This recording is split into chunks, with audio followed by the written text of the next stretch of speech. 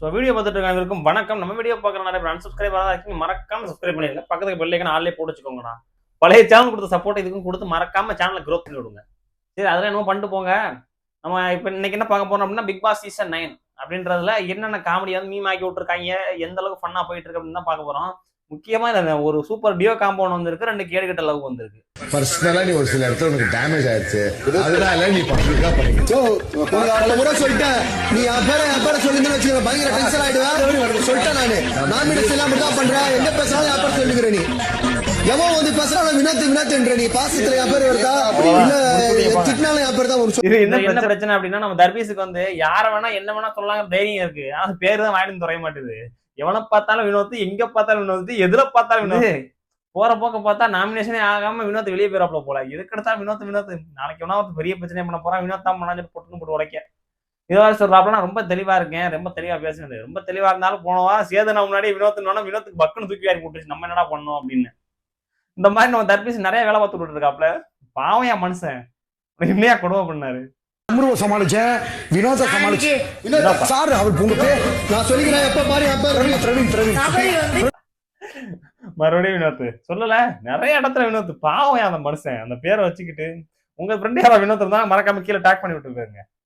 நீ நைட்டு கொரட்டை விட்டு வச்சுக்கா, நான் உன்னை எழுப்பினா கொரட்டை விடுவேன். நான் உன்னை எழுப்பினா எழுப்பேன், பாப்போம் பாப்போம். நீ நைட் அப்படிதான் பாத்துக்கிறோம். நீ எப்படி தூங்குற ஆளுகளை பாருங்க, மூஞ்சில கொரட்டை விடுறேன் சொல்லல. அதாவது கமருக்கும் தர்பீஸுக்கும் எவ்வளவோ சண்டை வரும், ஆனா எல்லா சண்டையும் வரும்போது நம்மள போங்க சீரியஸா பார்ப்போம், எதுக்கு ஒண்ணு இந்த பாடுபடுத்துறான் அப்படிங்கிற மாதிரி.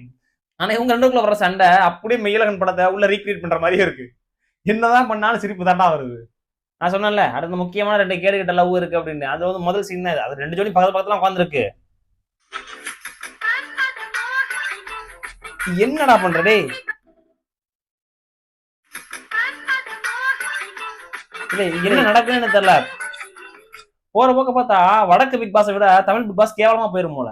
என்னடான்னா வடக்கு பிக் பாஸ்ல அந்த மாதிரி சீன் நிறைய வரும், ஆனா இப்ப தமிழ் பிக் பாஸ்ல அது எஃப்ஜே முக்கியமா நிறைய வேலை பாக்குறான்.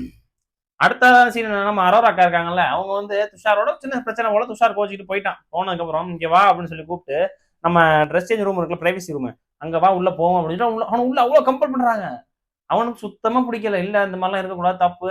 அவன் பயந்துட்டான் கொஞ்ச நேரத்துல. ஆஹா, அவன் கற்ப சூறையாடுற ஒருத்தி வந்துட்டாடா அப்படிங்கிற மாதிரி அவன் தெரிஞ்சுட்டான். கொஞ்ச நேரத்துல உள்ள மிரட்டுறான். துஷாரு என்ன ஏதெல்லாம் கேட்கல, உள்ள போறியா இல்லையா, உள்ளே போகணும். நம்ம பாஷா படத்துல ரஜினி சொன்ன மாதிரி உள்ளே போ அப்படிங்கிற மாதிரி உள்ள வான்னு கம்பல் பண்ணுது. இல்ல வேணாம் அப்படின்னு அவன் எஸ்ஆ பார்க்கலாம். கடைசியில கூப்பிட்டு வாசல உட்கார வச்சு பேச ஆரம்பிச்சிருச்சு. அவனு இவ்வளவு எக்ஸ்பிளைன் பண்றான், நாங்க இதுக்காக தான் வந்திருக்கேன், ஆனா இந்த ஒரு இதை வச்சு அவனை ரிஜெக்ட் பண்றதுக்காக என்னை தப்பா எடுத்துக்காத அப்படின்னு சொல்லிட்டு அவனு இவ்வளவோ சொல்றான்.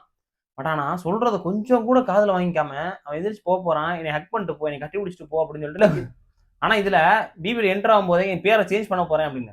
ஆனா இது எந்த அளவுக்கு சேஞ்ச் ஆகுதுன்னா, ஏற்கனவேயாவது சிம்பிளா டீசெண்டா பலூனை காணாத விட்டு இருந்தாங்க போல, இந்த கேவலமா சொல்லிடுவாங்க போல.